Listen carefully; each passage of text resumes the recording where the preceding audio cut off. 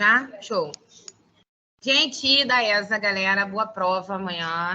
Já começo aqui falando algumas coisas que eu acho pertinente vocês saberem, né? E entrando no corre sempre assim.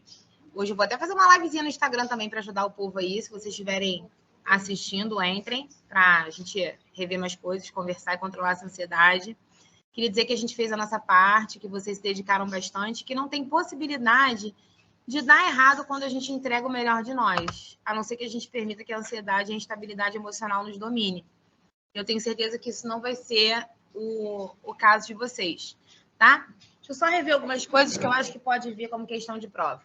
Esse fundo tá bonito, né? A realidade não é essa. A realidade é alguém que está saindo de plantão, morta e acabada, mas que mesmo assim não desiste, que ainda vai dar aula. Estou com um turno na minha frente aqui me aguardando para aula, de prova prática, mas estou. Então, vamos lá.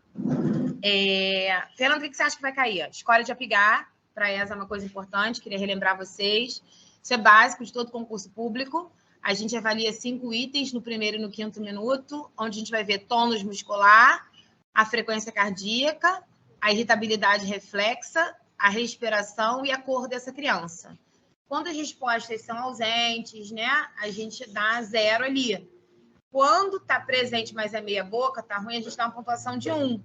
Quando está presente e é eficaz, a gente dá uma pontuação de 2, tá legal? Então, vamos lá. Frequência cardíaca ausente, 0. Está presente, mas está menor do que 100, 1 só. Está presente, está maior do que 100, 2. Respiração ausente, 0. Está ineficaz, irregular, 1. Está presente, eficaz, respira, chora, né? Tudo direitinho, 2, tá? Quanto à coloração, a criança está azul, pálida, 0. O corpo está rosado, mas a extremidade cianótica, 1 só. Corpo todo rosado, dou 2. Então, você vai atribuindo essas pontuações. Tônus muscular, a criança está flácida, 0. A criança faz algum movimento de flexão, 1 só. Movimentos rígidos, vigorosos, 2. E aí a gente vai pontuando. Portanto, a escola de apigar vai de 0 a 10. Agora, cuidado, porque a escola de apigar ele não define início de reanimação cardiopulmonar. O que define início de reanimação cardiopulmonar é frequência cardíaca e frequência respiratória, sendo o principal norteador dos próximos passos da reanimação a frequência cardíaca, beleza?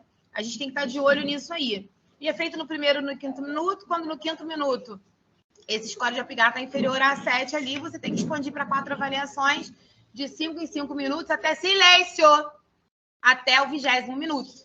E aí eu olho no primeiro, olho no quinto, olho no 10º, olho no 15º e olho no 20º minuto. Beleza? Outra coisa que é importante falar com vocês. Vocês ouviram o silêncio? É expor no turno.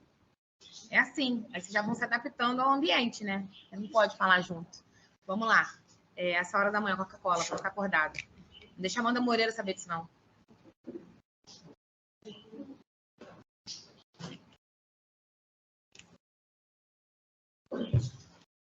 Foi. Então, falei para vocês do tônus, da respiração, da frequência cardíaca e tudo mais, você vai somando essa pontuação. Não define reanimação cardiopulmonar, o que define início de RCP, frequência cardíaca e frequência respiratória. Lembrando a vocês que é claro que a gente sabe, pela avaliação do score de apigar, como é que está essa adaptação meio extrauterino. Então, quando essa adaptação meio extrauterino, quando você tem um apigar, por exemplo, 0 a 3, cara, isso é morte aparente. Minha filha nasceu com apigar baixo assim, e eu tenho uma foto da Maria Fernanda, vou abrir meu WhatsApp para vocês poderem ver, que o Eduardo me mandou, que é a foto que eu utilizo para dar aula. A criança sem um tônus muscular, toda detonada, sabe? Nasceu grave. E aí, eu brinco até com ela hoje, ela não tem nenhum tipo de sequela. Achei a foto. Ó. Dia 5 de maio de 2007. Ih, não dá para ver não, porque tem fundo. Ah, se tivesse como mostrar para vocês. Não vê o fundo. Opa! Não tá indo. Maria Fernanda. Essa é a Maria Fernanda, gente. Isso é uma criança que nasce com apigar de asfixia grave, tá vendo? Rendida, sem nenhuma flexão nos braços, carregada, jogada. A gente usa a expressão boneca de pano, a criança sem nenhum tônus, rendidinha. E aí é claro que quando você olha uma criança assim, você sabe que ela tem uma asfixia grave. Então, as manobras que você utiliza para reanimar uma criança dessa são manobras muito invasivas. É a situação de ter que fazer uma intubação, às vezes administrar epinefrina. A Maria Fernanda precisou de massagem cardíaca. precisou entubar, depois do tubo ela evoluiu para o CPAP, ela até evoluiu bem, 2 semanas a Maria Fernanda estava ótima e já saiu de alta. Mas teve que ficar em dieta zero, fez hipertensão pulmonar persistente, teve bacteremia, ela foi complicando, até porque a ambiência de UTI neonatal é uma ambiência hostil. A junta que pensa que porque é neném, as bactérias vão ser nenéns, mas não mesmo. É bicho de hospital, bicho de UTI. Então, a Mafê teve muitas complicações por conta disso. Então, uma Apgar de 0 a 3, manobras são muito invasivas. Uma Apgar de 4 a 7 já tem uma asfixia moderada. Então, geralmente, com manobras moderadamente invasivas, a gente costuma safar a onça, sabe? É uma ventilação com pressão positiva, com oxigênio suplementar, e a criança fica bem. Quando a Apgar é 8, 9, 10, eu não tenho asfixia. Então, você vai partir para os cuidados imediatos, e observar essa criança. E o modelo de assistência que a gente recomenda, quando a mãe e a criança têm condição de estarem juntas, é que elas estejam, de fato, juntas. Esse modelo de assistência é o alojamento conjunto, que é um dos principais incentivadores do aleitamento materno, que também é outra coisa que cai em prova. Eu não quero que vocês esqueçam que ele é exclusivo até os 6 meses de idade, que eu não dou nada para essa criança, mesmo que ela seja moradora de Bangu, por exemplo, um dos bairros bem quentes aqui do Rio de Janeiro, Zona Oeste. Eu sou cria de Bangu, nasci em Bangu. E lá faz um calorzão no verão.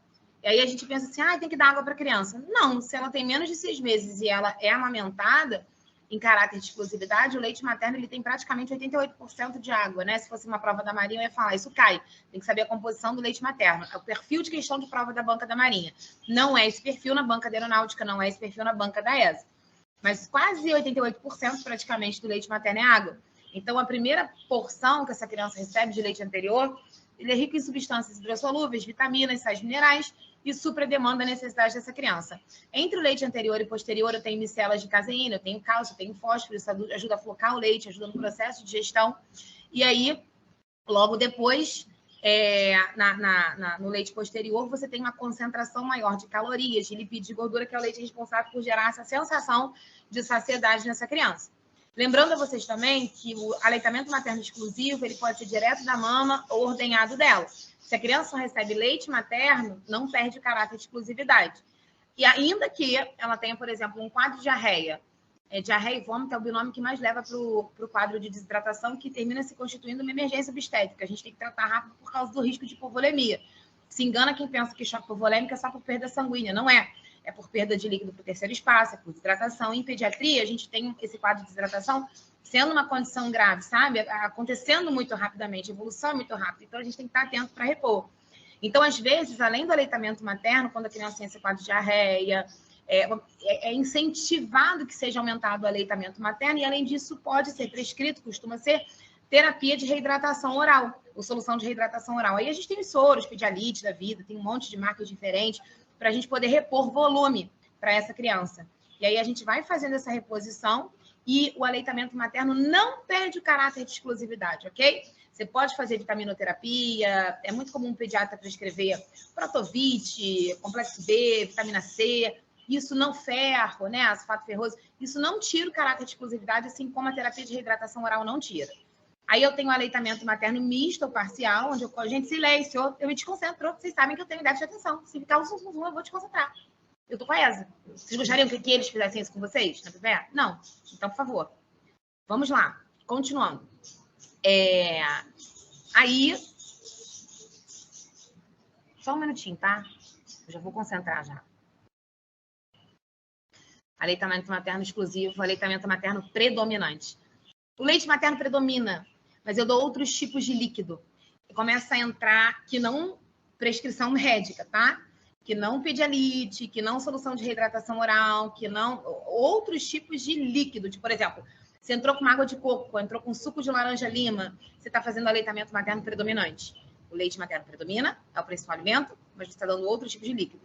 Aí eu tenho o aleitamento materno misto ou parcial, onde rola mistura de leite. É parcialmente leite materno, parcialmente outro tipo de leite, uma fórmula láctea infantil.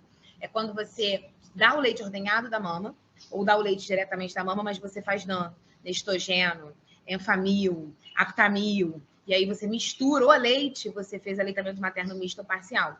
E tem o aleitamento materno complementado. Complementado, lembra complemento, suplemento, comida, beleza? E aí você não esquece que quando você está fazendo leite materno, mas você está começando a dar para essa criança papas semissólidas, sólidas, você começa a aumentar essa nutrição dessa criança aí gradativamente, tá beleza? Isso aí são os principais tipos que a gente tem para falar. Outra coisa que eu acho que pode cair para vocês, há um tempo atrás eles perguntaram sobre diabetes gestacional. O principal hormônio associado a isso é um distúrbio tardio surgindo na gravidez. Quando a gente fala desse quadro de diabetes gestacional, você tem o HPL, que é o lactogênio placentário humano, como um principal propulsor desse distúrbio. Isso sinaliza para a gente que essa paciente, muito provavelmente, no período de 10, 15, 20 anos, vai se tornar diabética, tá? E além do HPL, a gente tem a liberação de insulinases também, que começam a exigir cada vez mais trabalho do pâncreas dessa mulher que está gestante, ele não vai dando conta e ela faz um quadro de hiperglicemia. E isso aumenta o risco de complicações maternas, né? Ela faz um quadro de hiperglicemia, ela fica mais suscetível a um quadro de pré-eclâmpsia, até porque diabetes chama hipertensão, diabetes anda casado com a hipertensão. Quando eu tenho hipertensão, tem fator de risco para diabetes. E quando eu tenho diabetes, eu tenho fator de risco para hipertensão. Uma coisa costuma chamar a outra, combina, é igual café com leite, bife com batata frita. Então, quando eu tenho um quadro de diabetes, eu tenho um risco maior para o surgimento de pré-eclâmpsia. E infecção do trato urinário. Por quê? Porque é comum que haja, quando o paciente faz hiperglicemia e descompensa diabetes, glicosúria, que é um termo que já caiu também em prova do Exército, que versa sobre o fato de ter glicose na urina dessa paciente. Então, você imagina, na gravidez, estase urinária, uma urina mais nutritiva, excreção de vitaminas e agora com glicose, é como se você tivesse com uma banheira de uma suíte presidencial com a hidro cheia, com sais de banho para a bactéria se instalar. Entendeu? Então, ela pega e se multiplica ali. E você começa a ter esse quadro de infecção do trato urinário mais recorrentemente quando você tem um quadro de diabetes. Isso chama a infecção do trato urinário e é importante que vocês saibam disso aí. Outra coisa importante para falar é que na doença hipertensiva específica da gestação, eu tenho algumas condiçõezinhas importantes de serem definidas. E eu queria que vocês soubessem, assim, vomitar mesmo informação. Eu acho que isso pode cair. Posicionamento dessa mulher, decúbito lateral esquerdo, porque descomprime via cava, melhora a perfusão enteroplacentária fetal, promove diurese, com isso reduz edema. A dieta é normossódica, todo mundo tem uma tendência de achar que a dieta é hipossódica por causa da hipertensão. E o manual do Ministério da Saúde, ele fala que a dieta é normossódica, mas é porque o normossódico de um profissional, ela tem muito pouco sal. Não é esse padrão do que a gente consome de alimentos aqui. Uma outra coisa importante de falar sobre isso é que a droga de escolha é metildopa ou alfa-metildopa. A gente não pode usar para conduzir esse tratamento inibidores de ECA, captopril, enalapril, porque isso gera oligodramia, hipoplasia pulmonar, retardo mental, óbito dessa criança. Tem ação de teratogenia, a gente não faz, tá? E aí, a gente usa metildopa. Situações de urgência e emergência, a droga de escolha é a hidralazina, que promove uma vasodilatação direta ali, com isso controla os níveis pressóricos, tem uma duração de 2 a 4 horas, como toda droga vasodilatadora, é como um calor rubofacial, cefaleia, isso vai acontecer, tá? Mas é o que a gente usa em situações de urgência e emergência. Diurético a gente evita ao longo da gravidez por conta de você diminuir, né, a volemia e poder comprometer a perfusão placentária. Então, por isso a gente evita. Mas é óbvio que se eu tiver um paciente com insuficiência cardíaca congestiva, um quadro de edema agudo de pulmão, termina que o diurético se torna uma condição mandatória, porque como é que você vai desencharcar essa paciente, estabilizar? Né? Tá com edema agudo de pulmão, tá com insuficiência cardíaca congestiva, não tem jeito, vou ter que usar o diurético. Tá? Geralmente a gente faz diurético de alça, furosemida, para poder controlar isso daí. Mas não é rotina, não é rotineiro. A não ser quando a paciente já era hipertensa prévia e ela precisava do uso de diurético para fazer controle dos níveis pressóricos prévios. Aí vai se ajustar o diurético que é compatível com aquele período gestacional, que geralmente não é furosemida que eles fazem. Às vezes faz diurético tiazídico e tudo mais para poder ajustar. Para situações de profilaxia e tratamento do episódio convulsivo, é como o uso do sulfato de magnésio. Mas para a utilização do sulfato de magnésio, a gente tem que ter algumas regras, tá, gente? Eu preciso necessariamente ter 100 ml de diurético por hora nas 4 horas que antecedem o seu uso, que perfaz o total de 400 ml. Eu vou precisar, nesse contexto, do reflexo patelar, ele tem que estar presente mostrando uma hiperestabilidade, né? Que o episódio convulsivo está chegando. E a gente tem essa necessidade de controlar. Reflexo patelar tem que estar presente, o volume de diurese, e eu tenho que ter mais de 16 impulsões respiratórias por minuto. Eu vou te explicar o porquê. O sulfato de magnésio, que é a droga que trata e faz a profilaxia do episódio convulsivo, é uma droga depressora do bulbo, que é o centro de controle respiratório. Então, o que acontece? Se essa droga deprime o bulbo, a paciente pode evoluir com quadro de bradipneia e culminar numa apneia. Então, se isso acontecer e eu quiser antagonizar a ação do sulfato de magnésio, eu preciso saber a droga específica, que é o gliconato de cálcio, né? Que a gente faz parenteralmente para poder, é injetável, faz por via endovenosa para poder reverter, antagonizar a ação do sulfato de magnésio, que é essa droga depressora do bulbo. Ele ajuda nesse processo aí, tem risco maior, né? Ele ajuda no processo de controle dos níveis pressóricos, ele ajuda a evitar a crise convulsiva, mas ele tem esse efeito de gerar esse quadro de bradipneia e pode culminar na apneia. Uma outra coisa importante para falar para vocês dentro disso aí é que a gente tem a pré-eclâmpsia e a eclâmpsia. A ESA, ela classifica de maneira mais sucinta, né? Se vocês estiverem fazendo concurso público, essas classificações elas são mais amplas, porque eu tenho a hipertensão arterial sistêmica crônica, o paciente era hipertenso antes de engravidar, antes de 20 semanas, ela vai engravidar, vai parir, 12 semanas depois ela permanece hipertensa. Eu tenho um quadro de pré-eclâmpsia superposta a uma hipertensão, ela não tinha pré-eclâmpsia, não tinha proteinúria, não tinha alteração hepática nenhuma, e depois desenvolveu, mas já era hipertensa antes. Eu tenho um quadro de pré-eclâmpsia, que isso é clássico de cair. Para fechar o diagnóstico, níveis pressóricos acima de 140/90, uma proteinúria significativa de 300 miligramas de proteína e urina de 24 horas. Isso é o suficiente para o fechamento do diagnóstico, não sendo necessário o edema para o diagnóstico.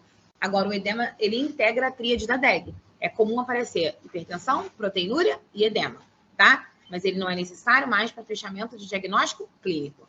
Fernando, o que diferencia a pré-eclâmpsia da eclâmpsia? É que na eclâmpsia eu tenho um episódio eclâmptico que não pode ser atribuído a outra causa. Por exemplo, a paciente convulsionou porque ela teve uma crise, porque ela é epilética, ela tem epilepsia. Isso não é eclâmpsia. Ela convulsionou porque ela tem epilepsia e a epilepsia gerou esse quadro aí. Agora, quando a crise convulsiva acontece em decorrência desse quadro de hipertensão associada à proteinúria, aí é eclâmpsia, entendeu? Isso é um achado tardio, costuma começar a partir de 20 semanas de gravidez, tá? Então, essas classificações para ESA, elas são importantes de caírem. Aliás, concurso público pede isso.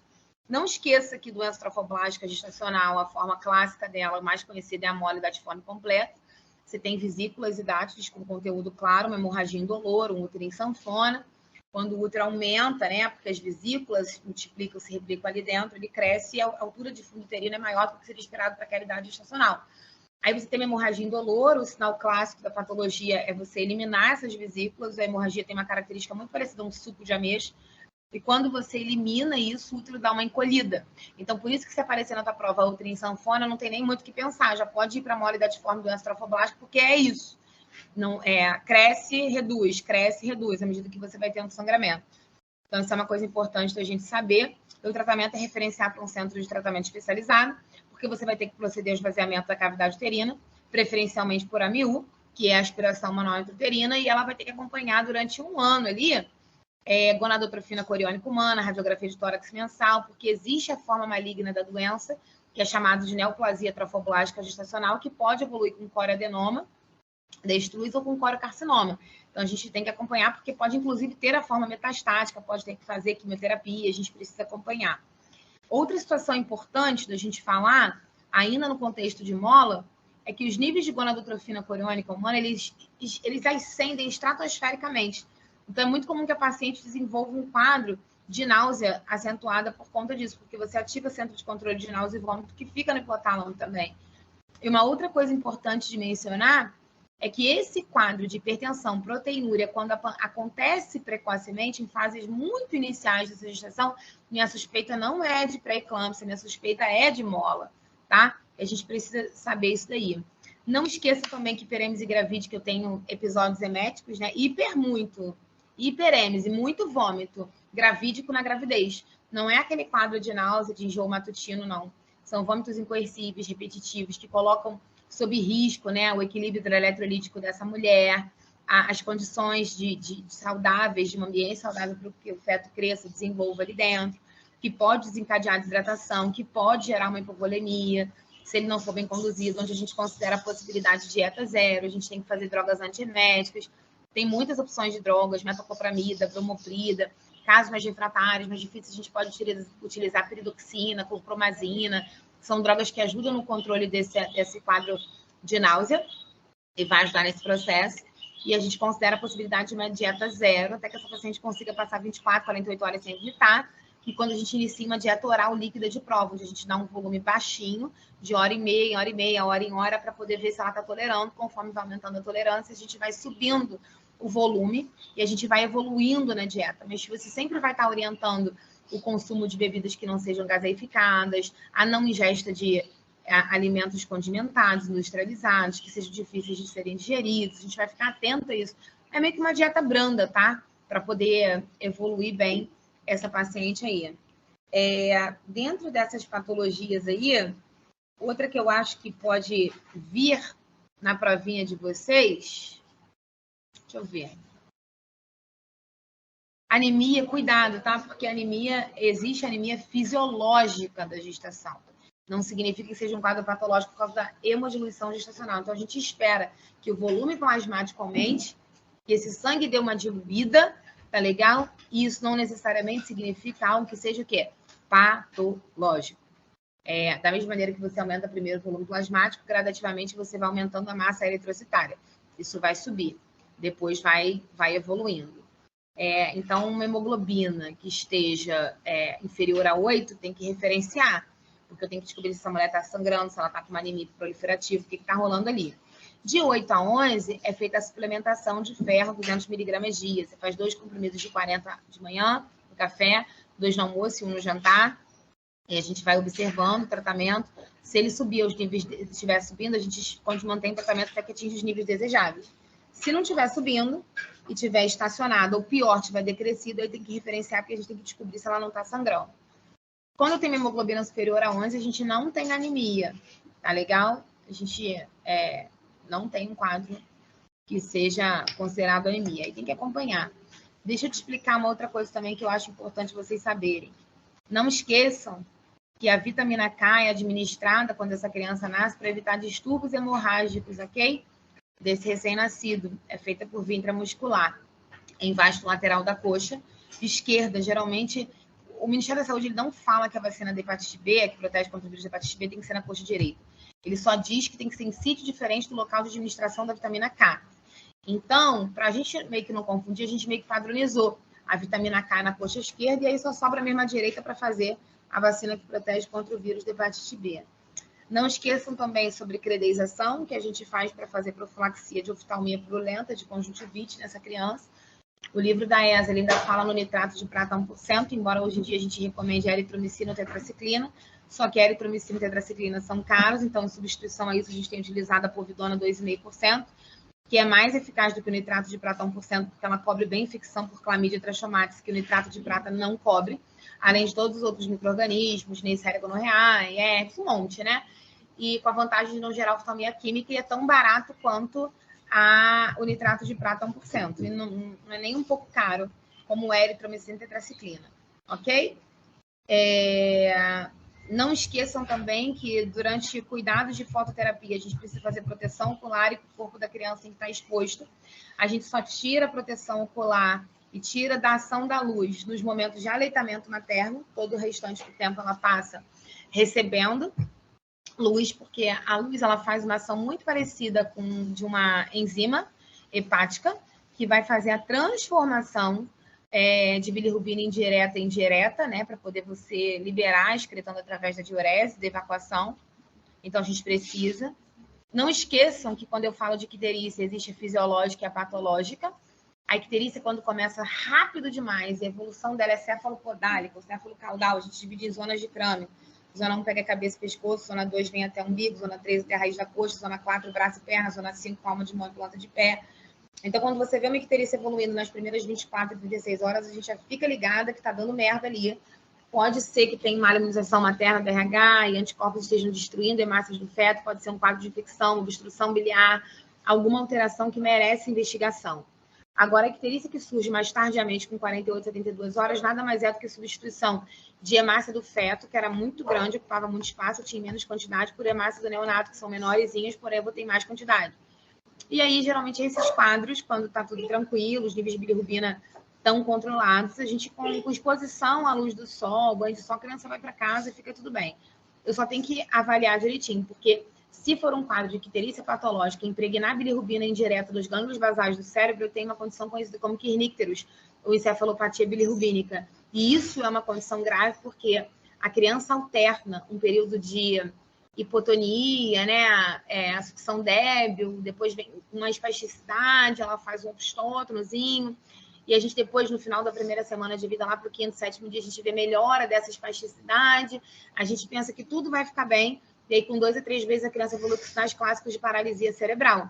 Se você fizer uma ressonância, a gente consegue ver os pontos de impregnação de bilirrubina. Então, o grande lance é não deixar essa criança que tem alguma alteração evoluir com kernícteros, com tudo isso. Por isso, é comum fototerapia e em alguns casos mais graves, né, que demandam isso quando a fototerapia só não dá conta, apesar de ser tratamento de escolha, é indicado que seja feito exsanguíneo transfusão, que é um vulgo troca-sangue mesmo. Você vai fazer um sangue mais recente possível, total, não é assim, entra um concentrado de hemácia, entra um plaqueta, não. É o sangue total reconstituído mesmo entrando para você poder, entra sangue novo, tira o sangue que está no corpo para você tentar remover excesso de anticorpos, hemácias lisadas, reduzir os níveis de bilirrubina e dar uma estabilizada nessa criança, tá? Amores, que eu me lembre agora isso, eu vou entrar em turma de prática também, acho que a gente está quase fechando 30 minutos, assim, eu acho que isso pode cair. Não esqueçam em fototerapia essa questão da proteção ocular. Não esqueçam que a droga de escolha da reanimação neonatal é a epinefrina, que é a mesma coisa que a adrenalina, né? Não esqueçam que seja de suspeita de que a causa da parada cardiorrespiratória, da necessidade de ter que reanimar, é um débito, um volume sanguíneo baixo. A gente deve, né, fazer expansores plasmáticos, né? É comum você utilizar materiais para aumentar essa volemia, né? Esse volume. E aí é comum fazer lactato de Ringer, é comum fazer uso de soro fisiológico, a gente vai avaliar a necessidade e demanda de cada um. Isso é uma coisa importante. Que eu me lembre agora tudo isso, e se eu lembrar de mais coisas, a gente vem falar mais tarde, tá? Um beijo enorme no coração de vocês, que Deus abençoe, uma excelente prova. E assim que sair prova, a gente vai sentar com a nossa panelinha ali para fazer o gabarito para vocês. Que Papai do Céu abençoe vocês.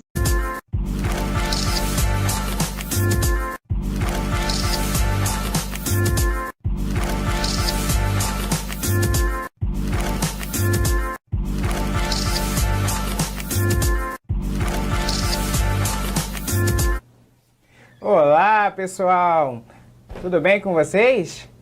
Estamos chegando aí nessa nossa fase derradeira, né? Vamos chegar aí nesse pré-prova, fazendo esse nosso programa aí, ao vivo com vocês, para a gente tirar as nossas últimas dúvidas, a gente fazer aquele brainstorm, né? Pegar todas aquelas informações que a gente estudou, né? E vai tentar colocar aqui um pouquinho, fazendo uma revisão desses conteúdos que a gente deu, que não foram poucos.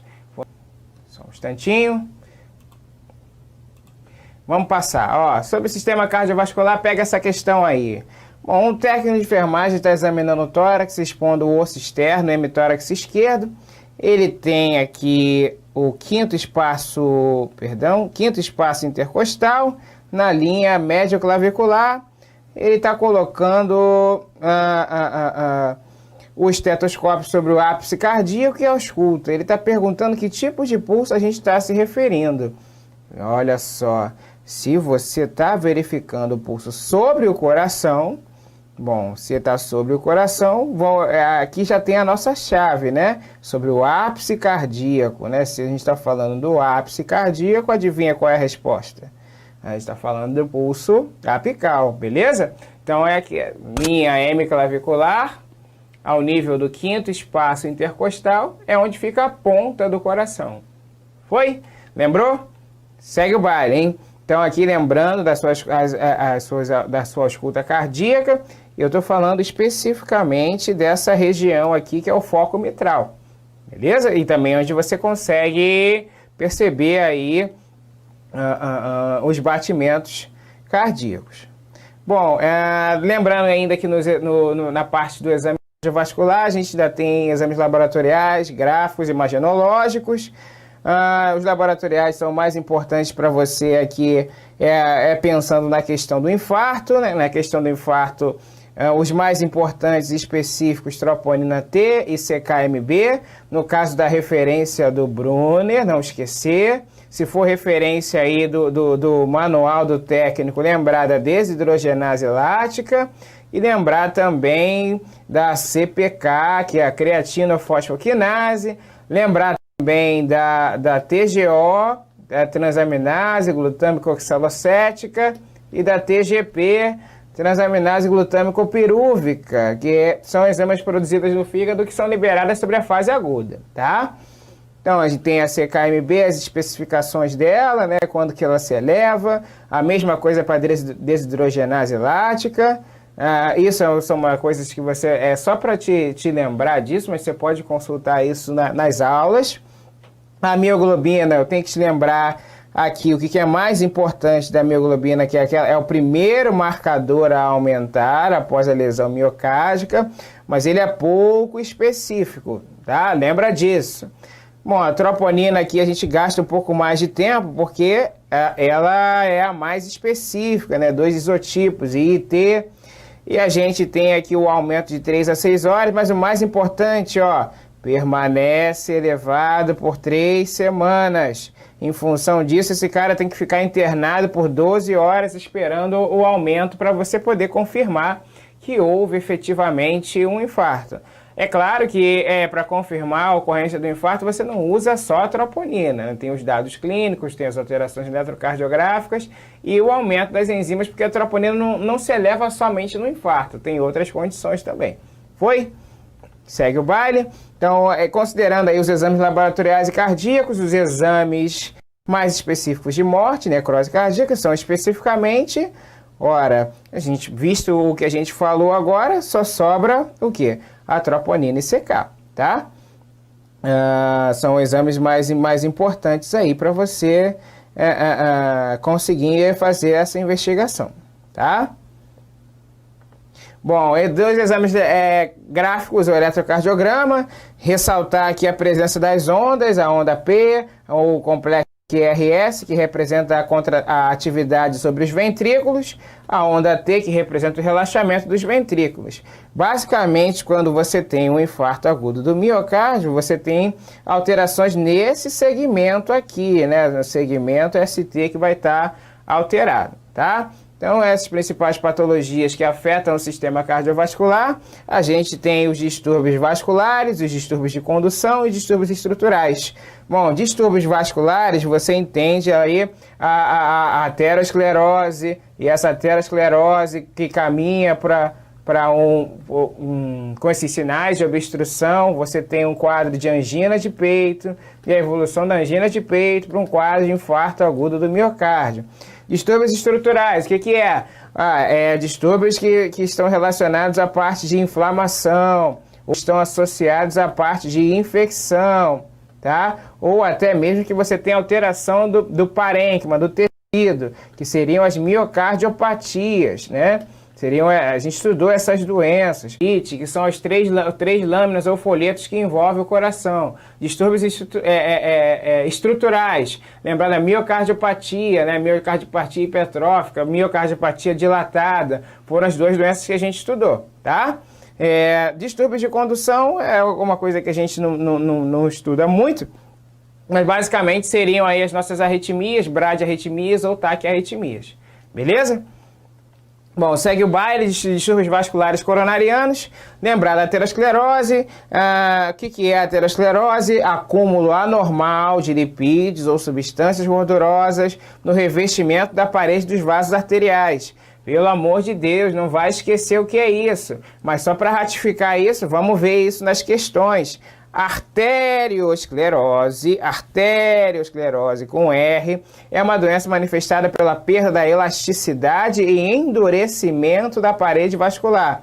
Então, qual é o tipo mais comum da arteriosclerose? A gente está falando especificamente da aterosclerose, como definimos previamente, tá? Lembrar que o manual do técnico, ele traz aí como tipos de arteriosclerose, ele traz aí alterações na camada média, que é a esclerose média, e também a arteriosclerose, que é uma das possibilidades de você ter alterações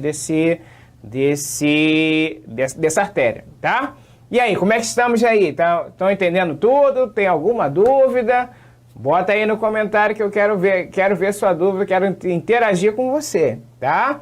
Então, a gente está fazendo aqui um pouco rápido para poder aproveitar todo o tempo e você conseguir anotar tudo, na hora de você treinar a sua mãozinha para escrever bastante. Foi? Então segue o baile. Acúmulo anormal de substâncias lipídicas ou gordurosas com tecido fibroso no revestimento das paredes das artérias paredes vasculares arteriais. Esses bloqueios que estreitam os vasos coronários, reduzindo o fluxo sanguíneo para o miocárdio. É claro que a gente está falando do que, gente? Da aterosclerose, mais uma vez. Bom, dentre os fatores de risco para o desenvolvimento da aterosclerose, podemos citar...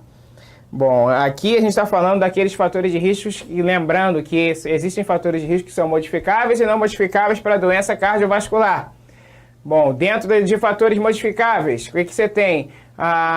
Você tem hipertensão, diabetes, tabagismo, alcoolismo, dislipidemia, sedentarismo, tudo isso você pode mexer. E fatores que são considerados não modificáveis. Idade, raça, história familiar positiva são os três que a gente tem que lembrar com uma certa frequência. Mas vamos examinar a questão. Ora, a gente tem aí fatores de risco para desenvolvimento de aterosclerose. Bom, aqui das opções que você tem vai sobrar aqui hipertensão e dislipidemia, letra A, que são opções que você tem como controlar. Foi? Então, lembrando, fatores de risco não modificáveis. Pega aí, história familiar, a idade crescente, o gênero, homens infartam mais que mulheres, e a raça, onde o afrodescendente infarta mais que brancos. Bom, modificáveis, dislipidemia, tabagismo, hipertensão, diabetes, síndrome metabólica, que é um componente do diabetes, obesidade e inatividade física seriam os principais fatores. Bom, segue o baile. Nesse contexto da dislipidemia, a gente sabe que a dislipidemia é uma alteração desse colesterol. O colesterol ele sobe muito, com uma diminuição da fração do colesterol bom, tá? Então aqui, esse colesterol bom é aquele que vai fazer com que você tenha a condução das moléculas de gordura de volta para o fígado, tá? E o LDL é o que leva lá para a parede dos vasos, tá? Então, considerando isso, examinando esse trecho que pede a questão, né, a frase, são os transportadores principais de colesterol e triglicerídeos para dentro das células, em excesso são associados em maior incidência de DAC, né? Então, doença da artéria coronária, ou seja, qual é o que está mais associado à doença da artéria coronária pelo desenvolvimento de aterosclerose? É o LDL, né? Logo Deus leva, lembra disso. E o HDL, que é o bom, né? Que é hoje Deus livra. Então, os HDL possuem uma ação protetora.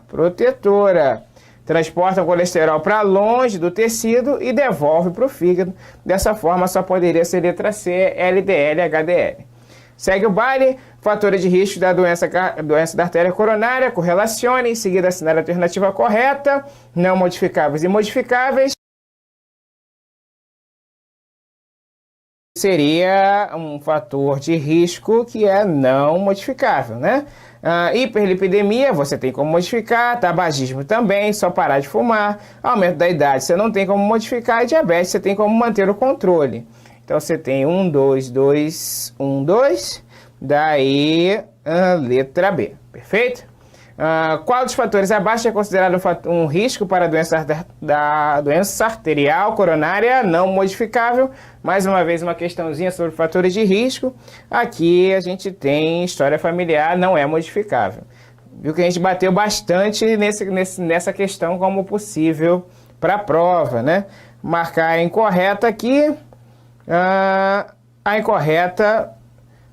Aqui nessa a gente tem uma anulação, né? Porque a letra A está incorreta e a letra D a gente tem a cor branca não é, né? A gente tem a cor negra, como a gente viu, que é um dos fatores de risco, tá? Então, manifestações clínicas da doença da artéria coronária, ou síndrome coronariana aguda, você tem dor no peito, lembrando que essa dor no peito da angina é aquela dor que tem irradiação para o lado esquerdo, para as costas, tem uma duração que, se for angina estável, é autolimitada, de 5 a 15 minutos, e está associado fortemente ao esforço físico quando a causa é relacionada aí à obstrução, à aterosclerose, perfeito?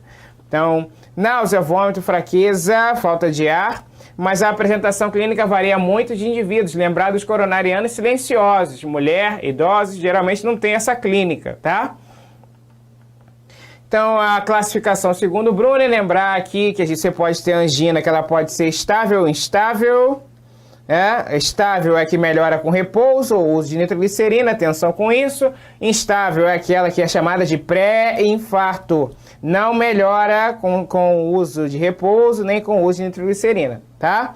Angina hidratável refratária, dor torácica intensa e incapacitante. Angina variante ou Prinzmetal é aquela que não está associada à aterosclerose, mas sim um processo de vasoespasmo. Perfeito? Isquemia silenciosa é quando você tem alterações eletrocardiográficas, mas o paciente não tem dor no peito, não relata dor, tá? Então, síndrome caracterizada por paroxismos de dor ou por uma sensação de opressão na região do tórax, que surge como consequência de um fluxo sanguíneo coronariano insuficiente ou de suprimento inadequado de oxigênio ao tecido miocárdico. Essa patologia se é paroxismo de dor, a gente está falando especificamente do quê? De um quadro anginoso, como você pode observar, tá? Correlacionando aqui as colunas e marcando a opção com a sequência correta, estável é o quê? Que melhora com repouso. Nós vimos isso na descrição.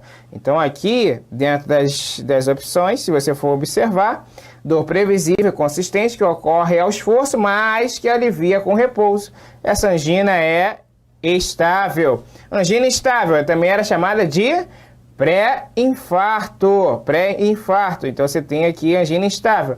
E dor intensa e incapacitante, a gente estava falando lá da angina refratária. 213, então você tem aí como opção letra C. Beleza? Segue. Diversos fatores estão associados à dor anginosa atípica. São exemplos desses fatores exceto. Ora, o que é que não está relacionado à dor anginosa? Lembra que a dor anginosa está fortemente relacionada à questão do esforço físico, tá? Ingestão de uma refeição copiosa ou até aí no banheiro, mas desde que tenha um esforço. Estresse emocional também, tá? Então, a exposição ao esforço físico, que precipita um episódio de angina ao aumentar a demanda de oxigênio do miocárdio, ok. Exposição ao frio, que causa vasoconstrição e elevação da pressão arterial, com o aumento da demanda de oxigênio. A gente pode estar falando daquele fenômeno de Renault, tá? Mas vamos ver essa questão da elevação da pressão arterial. Você pode até pensar duas vezes. Ingestão de uma refeição pesada, que aumenta o fluxo sanguíneo para a área mesentérica, para a digestão, reduzindo assim o aporte de sangue disponível para o músculo cardíaco. Beleza, isso acontece. Estresse ou qualquer outra situação que provoque emoção, que causa a liberação de catecolaminas, aumentando a pressão arterial, a frequência e o esforço miocárdico. Beleza. Exposição ao calor, que causa vasodilatação e aumento da pressão. Ora, aumento da pressão e diminuição da demanda? Isso tá estranho, né, gente? Vasodilatação, tudo bem, mas aumento da pressão arterial, não. Pelo contrário, ela cai, tá? E a ambulante, estou falando de heparina e seus variantes, tá? O Clexane, a noxaparina é o variante, tá? Nitratos, prestar atenção com eventos hipotensivos, tá? Então, se tiver utilizado Viagra, não pode. Beta-bloqueador, cuidado com a asma. Se esse cara tem asma, você faz bloqueador de canal de cálcio. Então, a medicação utilizada para diminuir a dor e a ansiedade no infarto agudo do miocárdio, qual é? Gente, é a morfina, né? A morfina promove vasodilatação, tá? E, além disso, é um opioide que trata da dor, efetivamente. Na 13, sobre o cuidado de enfermagem a pacientes com angina pectoris, é incorreto afirmar que a gente tem aí reduzir a atividade física do paciente para uma taxa abaixo do nível em que ocorre a dor anginosa, isso está certo, né? É necessário evitar expor ao paciente a situações de estresse, ansiedade que desencadeiam o aparecimento dos sintomas, me parece certo, proporcionar repouso, beleza. É necessário expor ao frio, aí a gente já tem um problema, né? Não tem a ver com expor ao frio. Tudo bem aí com vocês? Estão conseguindo acompanhar tudo que a gente está fazendo aqui? Tá boa a revisão? Vamos seguir, hein?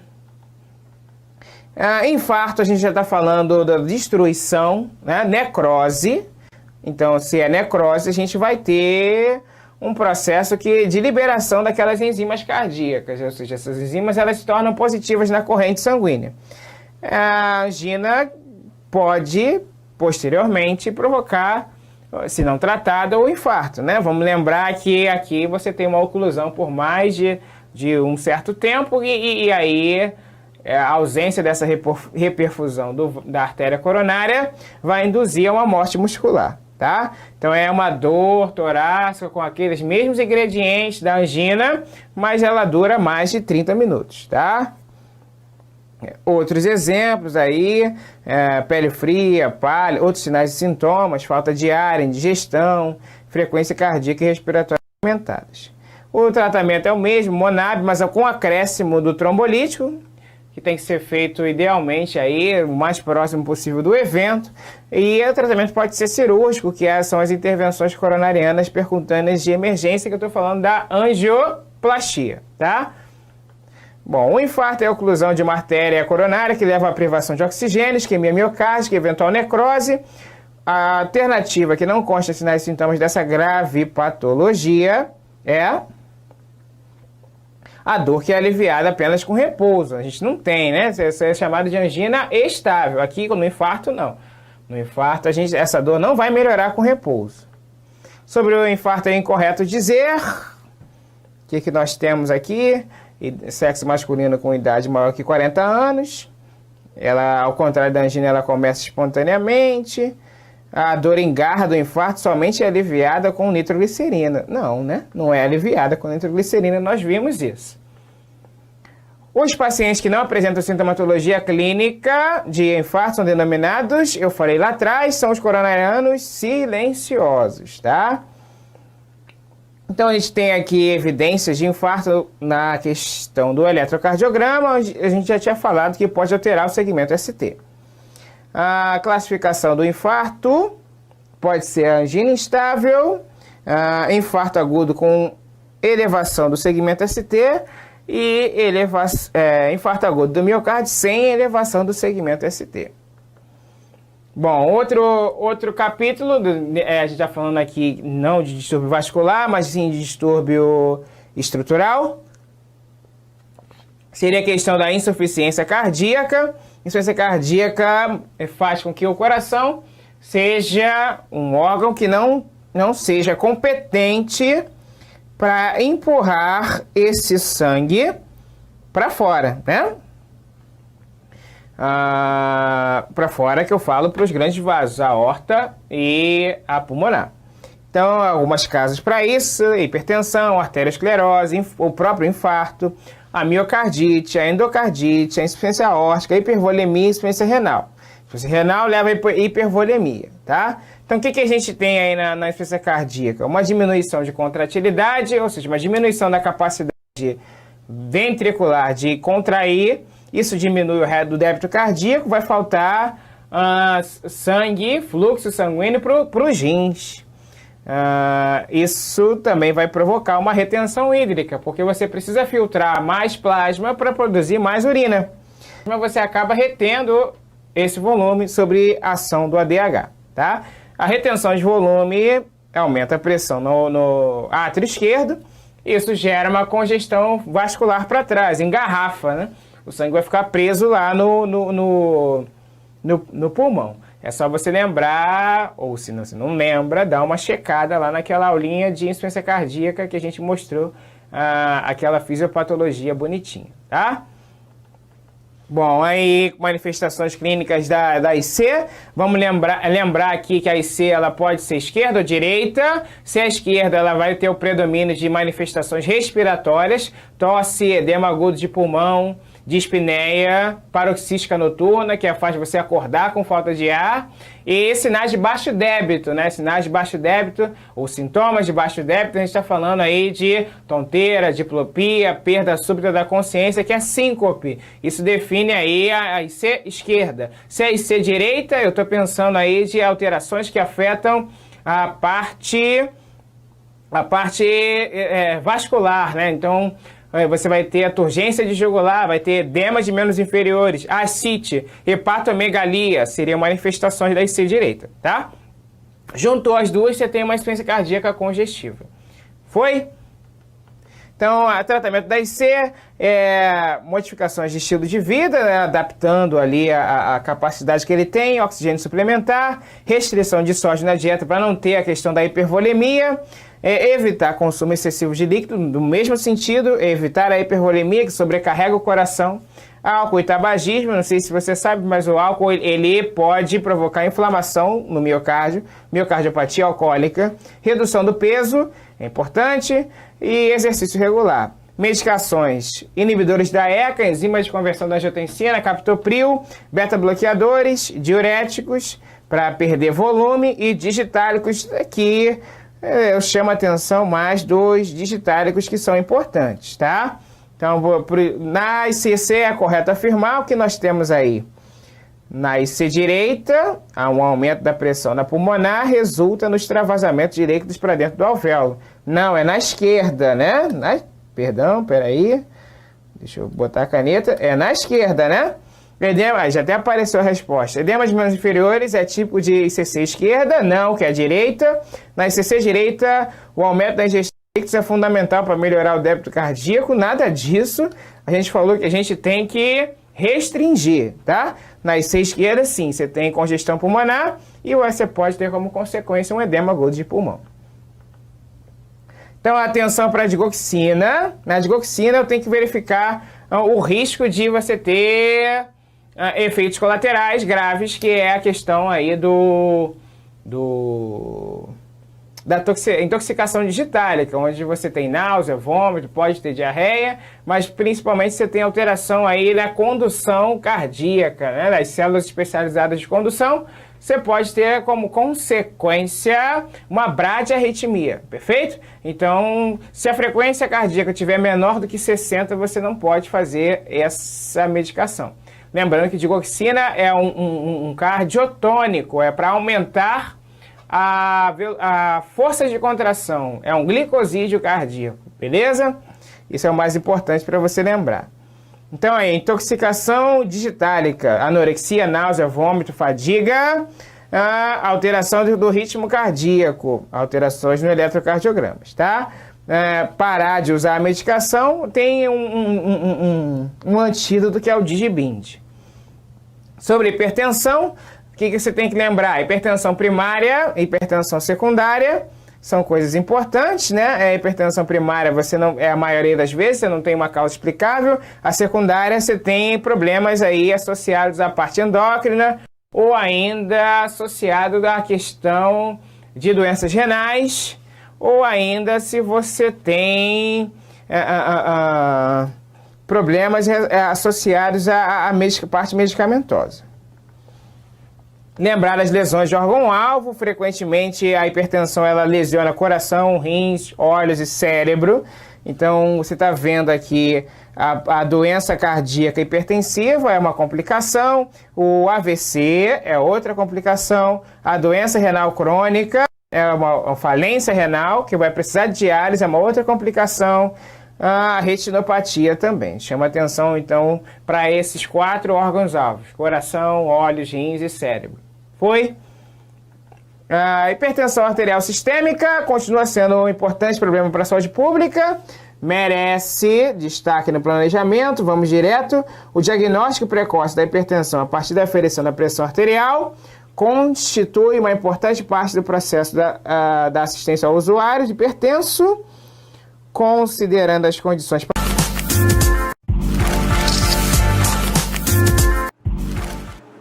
galera, professor Márcio Matos mais uma vez aqui com vocês e hoje nós vamos estar fazendo 10 questõezinhas, beleza? Com o que eu acredito que vai estar na prova de vocês. Lembrando que amanhã é o grande dia, pode ficar tranquilo, pode ficar relaxado que você esteve na presença dos melhores, tá bom? Você está mais do que preparado para massacrar essa prova amanhã. Vai tranquilo que uma vaga já é sua, que tu vai arrebentar, beleza? Então, mais uma vez, estou aqui com vocês agora na nossa última aulinha para essa prova, nossa reta final, literalmente, e vamos passar por 10 questões, relembrar coisas importantes para a prova de vocês e vai dar tudo certo. Vamos que vamos, vem comigo e cai lá para questões, vamos embora. Então, a nossa primeira questão vai falar assim, galera: você está de plantão numa unidade de suporte básico que você tripula, recebe um chamado e no local trata-se de um acidente de moto e a vítima está no solo apresentando os seguintes sinais: rinorragia, otorragia e anisocoria. Nesse caso, assinale a alternativa incorreta, beleza? Então, ele está querendo aí a alternativa incorreta, tá? Então nós vamos começar a ler um por um aí e vamos matando, tá? Para ver qual que está errada, beleza? Então vamos lá, galera.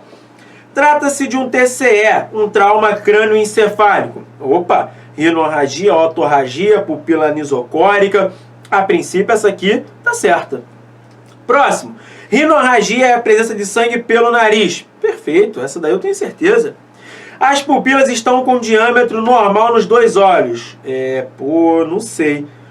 Tô em dúvida. Deixa aqui. Todos os sinais indicam um trauma. A princípio, sim, né? Indicam um trauma. As pupilas encontram-se diferentes. Opa, calma aí. Pupilas e pupilas. Posso ficar na dúvida nessa. Então, se você tá nesse bonde aí que pode ficar na dúvida nessa, né? O que nós vamos fazer? Ver o nome das pupilas. Pupilas isocóricas, pupilas anisocóricas, midríase e miose, beleza? Esses são os tipos de pupila que eu vou ter, tá? Então, esses são os tipos de pupila. Que são pupilas isocóricas? Fala pra mim, quais são as pupilas isocóricas, galera? Fala pra mim o que são pupilas isocóricas. Pupilas isocóricas são as pupilas de tamanhos normais, galera. Então, pupilas isocóricas são pupilas de tamanhos normais, beleza? Então, tá aqui, ó, pupila de tamanho normal, tá? Agora, pupila anisocórica. Pupila anisocórica são pupilas de tamanhos diferentes.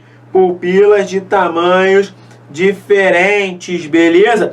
Ó o A aqui, ó, ausência de isocoria, tá? Midríase, pupilas dilatadas. E miose, pupilas retraídas, bem pequenininhas, tá? Então, rinorragia, sangue pelo nariz. Otorragia, sangue pelo ouvido. Anisocoria são as pupilas de tamanhos, o quê? Diferentes, beleza? Então aqui tá certo e aqui está errado, porque disse que elas estão normais. E pupilas normais são as pupilas isocóricas, beleza? Cuidado com isso, galera. Próximo. Na reanimação cardiorrespiratória em pediatria, né? Bebê com menos de 1 ano e crianças até o início da puberdade, tá? É aconselhável que o socorrista forneça compressões torácicas que comprimam pelo menos 1/3 do diâmetro antero-posterior do tórax, tá? Isso equivale a cerca de... Esse daí, galera, eu achei maneiro, tá? Porque falam duas coisas importantes que a gente tem que saber. A profundidade, né? Da compressão do bebê, da criança, tá? E, além disso, as polegadas. foi uma das coisas que eu mais falei na aula de parada cardiorrespiratória, né? Então, vamos lá. Fala pra mim, o que você marcaria aí? Se tu viu a minha aula, tu não vai errar isso aí nem por um caralho. Vê aí pra mim. E aí?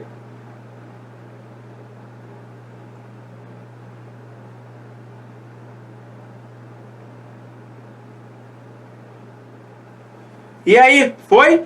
Isso aí, galera. Vamos lá. Primeiro, bebezinho. Quantos centímetros eu vou comprimir? Profundidade? 4 centímetros. A criança? 5. Tá, porra, toda hora dá ruim esse caralho. 5 centímetros. E o adulto? 5 a 6. Essa porra mesmo. Essa porra mesmo. Então aqui, ó. Bebê. Criança. Adulto. Observação importante, principalmente para esses seres abomináveis aqui, ó. A prova gosta de colocar em polegadas também. Então, bebê 4. Onde tem 4, 4, 4? Só aqui. Acabou. Beleza? E a criança? 5, 5, 5 aqui, o 5 aqui. Beleza? Então, peguem aí. No bebê, eles costumam colocar também, ó, 1,5 polegadas. Então, fiquem atentos a isso, tá? Fiquem atentos a isso. Esse detalhezinho é importante. Pode cair na prova. Beleza? Próximo. Para a ressuscitação cardiopulmonar em adulto, é recomendado uma frequência de quantas compressões torácicas por minuto e quantas ventilações por minuto. Esse daí é o clássico, né, galera? Esse daí é o clássico, né? É o que aparece em todas as provas, que vai ser o nosso famoso o quê? 30/2, né? Que dá quantas por minutos? Quantas compressões por minuto? Fala pra mim. E aí? Quantas compressões por minuto? Isso aí mesmo. Gabarito, então, é bravo, né? Então, são de 100 a 120, né? E aqui dá de 10 a 12, beleza? Isso daí. Show de bola. Não pode dar ruim isso daí, tá? Isso é muito fácil. Isso é muito fácil, beleza? Então, vamos lá. Vamos só recapitular aqui. Vem pra mim, rapidinho. Só pra gente fechar maneirão mesmo, bonito. Vamos lá. Parada cardiorrespiratória. A primeira coisa, identificar o paciente em parada respiratória, né? Esse paciente em parada cardiorrespiratória, para eu identificar, ele tem que estar inconsciente, beleza? Sem movimentos respiratórios ou gaspiano e sem pulso central palpável, que é o carotídeo ou femoral, beleza? Identifiquei, beleza, show de bola, paciente está em parada cardiorrespiratória, já solicito ajuda, mando pegar um DEA e inicio meu protocolo de parada cardiorrespiratória. 30 compressões para 2 ventilações, então comprimo 30, vai ventilar 2. Comprimi 30, ventilou 2. Comprimi 30, ventilou 2. Comprimi 30, ventilou 2. Comprimi 30, ventilou 2. Vou fazer isso por 5 vezes. São 5 ciclozinhos desse aí de 30/2, beleza? No final desse ciclo dá 2 minutos, tá? Vai dar aproximadamente 2 minutos. Isso aí, é 2 minutos, tá? E aí o que eu faço? Checo o pulso. Chequei pulso. Não tem pulso? Troca. Quem estava comprimindo vai ventilar, quem estava ventilando vem comprimir. E aí eu vou repetir, mais 5 ciclos de 30/2. Deu os 5 ciclos de 30/2. Para, checa pulso. Esse pulso aqui eu vou verificar por até quanto tempo, no máximo? 10 segundos, isso aí. Deu, não tem pulso, troca. E assim vai ser a brincadeira, beleza? Recapitulando até da questão anterior. Criança, profundidade. Criança não, vamos começar do bebê. Profundidade do bebê. 4 centímetros ou 1,5 polegadas. Profundidade da criança. 5 centímetros. Do adulto. 5 ou 6. Beleza, show de bola. É isso aí que tem que estar na cabeça, beleza? E aí, as compressões, 30 para 2, que dá em torno de 100 a 120 compressões por minuto e 10 a 12 ventilações por minuto. Só já jogando lá para frente já. Parada respiratória somente. Paciente inconsciente, sem respiração ou gaspeando, respiração em gaspem, tá? Agonizando, beleza? Porém, pulso central palpável, ele tem pulso, beleza? E aí eu vou pro protocolo de parada respiratória. Uma ventilação a cada 5 a 6 segundos, que aí dá em torno de 10 a 12 por minuto. Recapitulou? Lembrou? Essa porra mesmo, volta pra lá. Próxima. O choque é definido como uma normalidade circulatória, cuja perfusão orgânica e oxigenação tecidual estão inadequadas. Deve-se reconhecer precocemente sua presença e identificar sua provável causa. São causas que podem levar ao choque hipovolêmico, exceto, olha ele aí, não dá mole para essas paradas não. Fala comigo, e aí, exceto o quê? Fala pra mim. Hã? O que você marcaria aí?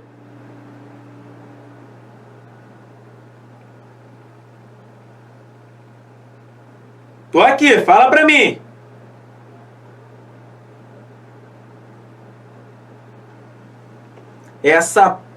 Isso aí, né? Quase que eu falo, né? Tem que dar uma segurada. Vamos lá. Então ele quer o hipovolêmico, exceto sangramentos volumosos. Show de bola. Perdeu o volume é choque. Perda de líquido excessivo, diarreia, vômito, poliúria, febre. Show de bola. Perdeu o líquido, hipovolêmico. Aqui eu vou deixar para explicar porque a galera tomba direto. Tamponamento cardíaco, tamponamento cardíaco é o quê? Choque o quê? Tamponamento cardíaco, clássico. Isso aí, choque obstrutivo. Beleza? Então tamponamento cardíaco é clássico, choque obstrutivo, não tem nem graça. Se você ficou em dúvida aqui na C, a D te entregou. Beleza? Paciente grande queimado, perfeito. Tá? Galera, essa C, cuidado, porque a galera costuma pegar isso aqui, ó, e falar, peritonite é inflamação, então o paciente vai ter sepse. Sepse é choque séptico não tem nada a ver com hipovolêmico. Cuidado, tá? Cuidado, porque a peritonite, principalmente, ela gera extravasamento de líquido, porque o paciente fica com a membrana mais permeável, beleza? E isso faz com que o líquido extravase, o líquido saia, tá, da parte da corrente sanguínea e se acumule no abdômen do paciente, fazendo o que a gente chama de ascite. Beleza? Acúmulo de líquido na região abdominal. E aí, como ele está perdendo líquido e esse líquido está ficando no espaço morto ali, esse paciente faz o choque hipovolêmico, porque ele perde líquido. Então, cuidado com essa brincadeira. Já caiu em algumas provas isso daí. E derrubou foi gente, tá? E derrubou foi gente. Então vocês não vão cair nessa pegadinha aí. Escutou, né? Então, Brasil. Próximo. Essa é top. Um paciente dá entrada no pronto-socorro com história de crise convulsiva em casa, rebaixamento do nível de consciência, hipertenso e taquicárdico. No exame físico, o enfermeiro aplica a escala de coma de Glasgow, que mostra que o paciente estava, vamos lá, abertura ocular, a dor, nenhuma resposta verbal e movimento de retirada estímulo doloroso. Beleza. Quanto ao somatório, pode-se encontrar o seguinte valor. Beleza, vamos lá, vamos aos poucos aqui. Eu já sei que Glasgow, né? Vocês também já sabem que Glasgow varia de 3 a 15. Show! E Glasgow é igual ao quê? Dinheiro, né? Quanto mais, melhor. Quanto menos, pior tá esse paciente. Beleza? Isso a gente já gravou. A gente já sabe também que Glasgow varia de 3 a 15. E quando eu encontro um Glasgow de 3 a 8, eu tenho um paciente grave. Quando eu tenho um Glasgow de 9 a 12, eu tenho um paciente moderado. E quando eu tenho um Glasgow de 13 a 15, eu tenho um paciente o quê? Leve. Beleza? Show? Esse paciente aqui já é indicado o quê? Intubação. Beleza? Eu também sei, né? E vocês também sabem que a gente faz 3 avaliações. Uma avaliação ocular, uma avaliação verbal e uma avaliação motora. A ocular eu vou dar de 1 a 4. Na verbal, 1 a 5. E na motora, 1 a 6. Beleza? Que aí vai dar o total do 3 a 15 lá. Tá bom? Vamos lá. Você provavelmente já viu a escala de coma de Glasgow. Eu já falei pra vocês, mandei tu procurar essa porra lá no Google pra tu dar uma olhada e pegar. Na avaliação ocular, por exemplo, tá? Na avaliação ocular, por exemplo, eu vou dar a pontuação de 1 a 4, né? E aí eu chego lá pra avaliar. Paciente com abertura ocular espontânea. Falei com ele, ele me olhou, tudo na moral. Eu vou dar a melhor pontuação, 4. Beleza? Agora, cheguei lá, abordei minha vítima. Tá com os olhos fechados. Já não tá espontânea. Beleza? Eu vou fazer o quê? Vou chamar. Senhor, senhora, tá me ouvindo? Fala comigo. Aí ele abre o olho, abre o olho. A abertura ocular mediante estímulo verbal. Vou dar 3 para ele. Beleza? Cheguei lá, abordei minha vítima. Não tá com abertura ocular espontânea. Chamei. Senhor, senhora, tá me ouvindo? Nada. Vou lá e ó, estímulozinho doloroso. Ele vai, ou ele vai franzir os olhos, ou ele abre. Beleza, reação ocular mediante estímulo doloroso. Eu vou dar 2 pontos para ele. Cheguei lá, não tá com o olho aberto, não tá com abertura espontânea. Chamei, não respondeu. Estímulo doloroso, nada também. Então esse paciente está sem estímulo ocular. Então eu vou dar 1 ponto somente. É assim que eu faço, beleza? E ainda tem a verbal e a motora, que vocês viram lá também. Vamos lá. Essa questãozinha aqui, galera, a gente conseguia matar ela, tá? Sem saber muita coisa da escala de coma de Glasgow, mesmo parecendo que ela é muito difícil, tá? Mas olha só que maneiro. Vamos por partes, né? Vamos lá, igual o Jack, vamos por parte. Aqui diz que o paciente tem abertura ocular à dor. Se ele tem abertura ocular à dor, eu já sei que eu não posso dar a melhor nota para ele. Eu não posso dar 4, tá? Então eu já elimino aqui, ó. A letra A já está fora, tá? E eu mostrei para vocês que a abertura ocular à dor vale quanto? 2. Vou botar aqui no cantinho, beleza?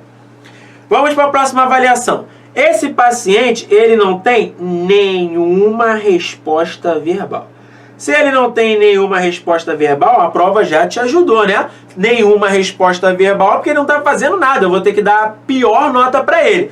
A verbal nós vimos aqui, ó. É de 1 a 5, né? Se eu tenho que dar a pior nota, eu vou dar 1. Então, vou até colocar aqui, ó, mais 1 para a gente somar. Então, eu tenho 3. Já sei que 11 eu não chego. Já sei que 11 eu não chego. Beleza? Porque a minha última avaliação, ó, eu só posso ter de 1 a 6. Na melhor das hipóteses, se ele tiver um 6, somado a esse 3 aqui, eu consigo um 9. Então, ó, a letra E está na briga, a letra D está na briga e a letra B também está na briga. Beleza? Vamos lá. Ele disse que o movimento de retirada ao estímulo é doloroso.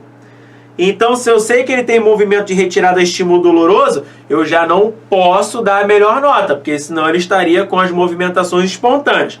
Se eu já não posso dar a melhor nota, que é 6, esse 9 aqui já está fora. Beleza? Ficou entre 4 e 7. Beleza? Agora, pensa comigo. Se eu já tenho 3 aqui na soma, para eu chegar nesse 4 aqui, esse cara tem que tirar quanto na avaliação? 1, não é? Aqui diz, movimento de retirada a estímulo doloroso. Então ele tem movimento. Ele tem o pior quadro possível para ganhar esse 1 aqui? Não, ele não tem. Então, o 4 está fora, você matou a questão mesmo sem saber. Beleza? Então, sem você saber, você tá aqui, ó, 3 para chegar a 7, faltam 4. Então, você agora já sabe que movimento de retirada estímulo doloroso vale 4 na avaliação aqui, ó, da escala motora. Beleza? Foi? Viu? Suave? Perfeito. Vamos para a próxima. De acordo com o protocolo da American Heart, todos os socorristas leigos treinados devem, no mínimo, aplicar compressões torácicas em vítima de PCR. Porém, o socorrista devidamente treinado poderá realizar ventilação de resgate, sendo a relação de compressão e ventilação no adulto na proporção de... Olha lá que maneiro. Aqui ele já te deu, né? Você sabe essa, eu não preciso nem falar nada, né? Você já marcou AD, com certeza. Porém, olha que maneiro. Ele especificou que é no adulto, né? Por quê? Se ele não especifica que é no adulto, dá merda. Porque olha o que a gente tem aqui na C, ó. E quando eu uso isso aqui? Isso aí.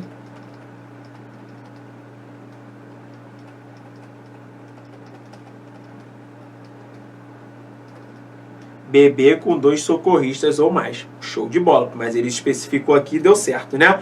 E aqui, 2 minutos de compressões contínuas. Isso aqui eu uso quando, galera? Paciente com...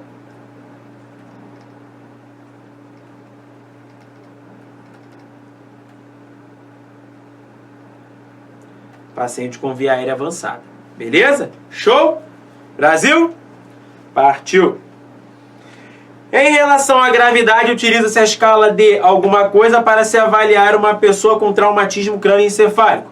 O score dessa escala varia de tanto a tanto, sendo que os valores mais elevados, né, mostram que esse paciente ou ele está bom ou ele está ruim. Então, vamos lá. Traumatismo crânioencefálico. Qual a escala que eu utilizo? Isso aí. Escala de qual maneira? Glasgow, né? Até porque eu vou avaliar nível de consciência do paciente. Então tá fora, tá fora. Então ficou entre B, C e D. A escala de coma de Glasgow varia de... Você sabe, a gente já viu. Acabou a questão. 3 a 15, né? Então tá fora, tá? E... tá. O score varia de 3 a 15, sendo que os valores mais elevados, né? A gente já sabe que Glasgow é igual dinheiro. Quanto mais... melhor, quanto menos, pior. Beleza? Condições melhores para esse paciente. Molezinha não teve nem graça, né? Mas vamos lá, escala de Braden serve para quê? Lesão por pressão, isso aí, tá? E Brudzinski. Brudzinski é o quê? Brudzinski é lá para meningite, essas paradas, né? Beleza. Próximo. Assinale a alternativa que apresenta corretamente o algoritmo da parada cardiorrespiratória fundamentada no ACLS, né? Então essa daí tá molezinha também, né? Essas questões, porra, cai pra dentro, dá uma papirada boa, porque questões de parada cardiorrespiratória, porra, chance altíssima de cair. Então, vamos lá. Vocês marcariam?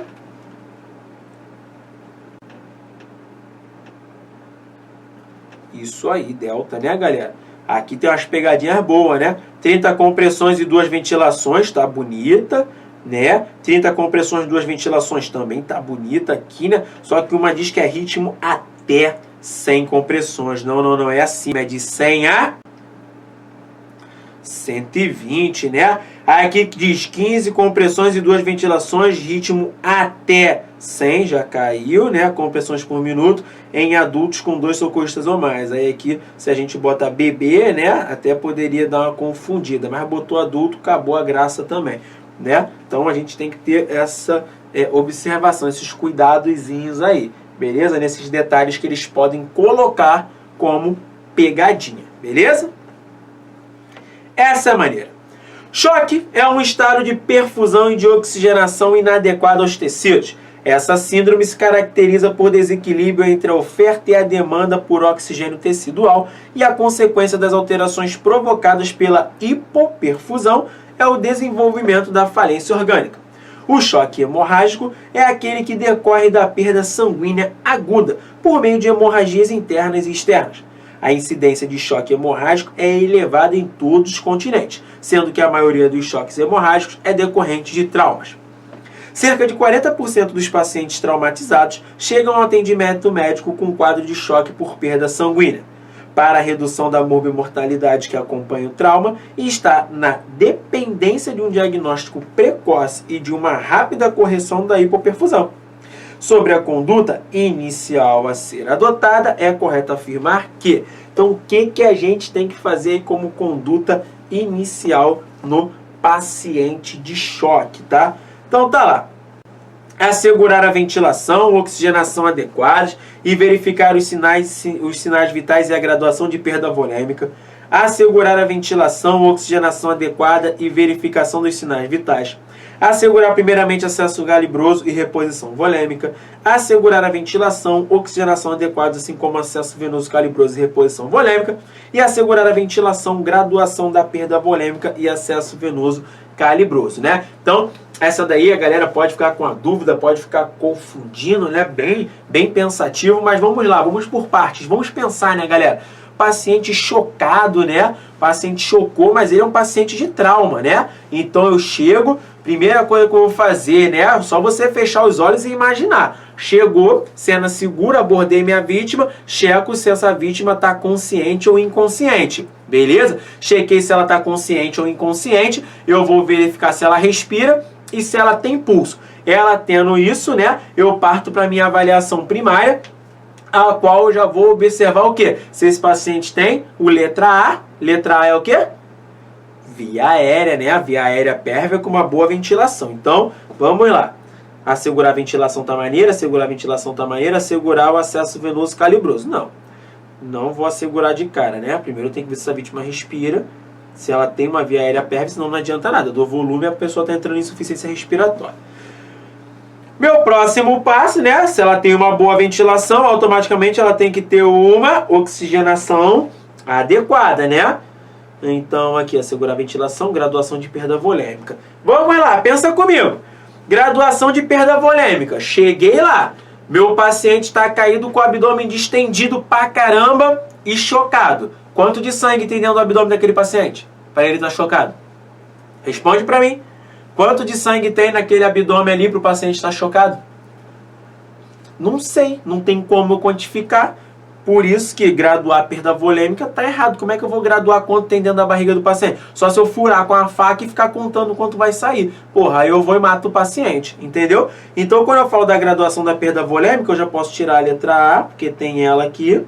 Eu já posso tirar a letra E, porque também tem ela aqui na graduação. Beleza? Então, ficou entre B e D.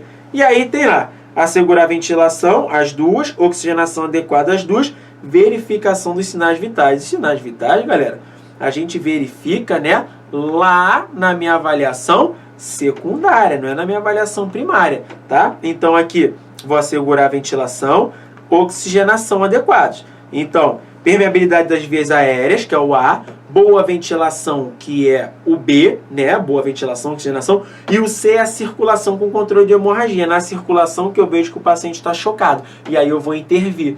Por quê? Se a circulação dele está prejudicada, é por causa do sangramento. E aí eu identifico esse paciente em choque, vou atuar no meu protocolo de choque, que é o quê? Acesso calibroso e o quê? Reposição de volume perfeito aqui na delta, então, né? A Bravo está fora, então a delta está perfeito. Vou assegurar a via aérea, uma boa ventilação. Quando eu vejo a circulação que eu vejo que está prejudicada, eu vejo o que é. O que está prejudicando esse paciente? Ele está chocado. Protocolo de choque, acesso calibroso e reposição de volume. Perfeita a 9. Show de bola. Beleza, galera? Entenderam? Foi? Bonitona? Beleza. Próximo. De acordo com os sintomas de hemorragia interna, assinale a alternativa incorreta, né? Então, é muito simples. Se ele está falando de hemorragia, né? Esse paciente corre risco de fazer o quê? Chocar. Se ele chocar por hemorragia, esse choque é o choque